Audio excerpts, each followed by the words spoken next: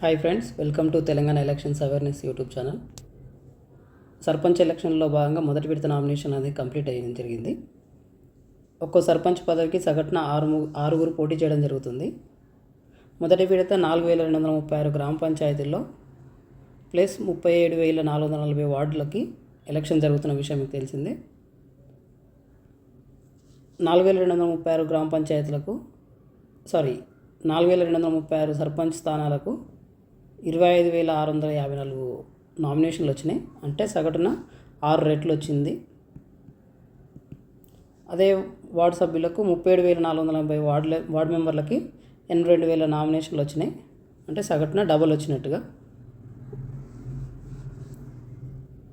చివరి రోజు నామినేషన్లు 17,940 నామినేషన్లు రావడం జరిగింది.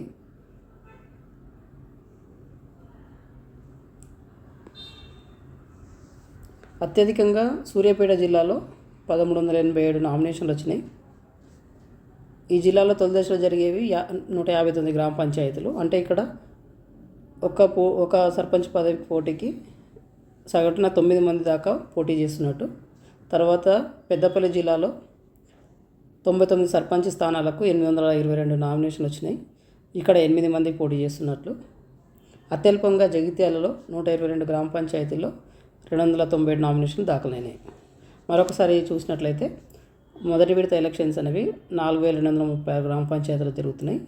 అంటే 4,236 సర్పంచ్ స్థానాలకు 25,654 నామినేషన్లు వచ్చినాయి.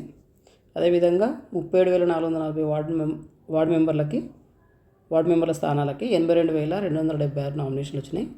సర్పంచ్కి ఒక సర్పంచ్ స్థానానికి 6 పోటీ పడుతున్నట్టు, ఒక వార్డు స్థానానికి సగటున 2 పోటీ పడుతున్నట్టుగా చూడవచ్చు. మనం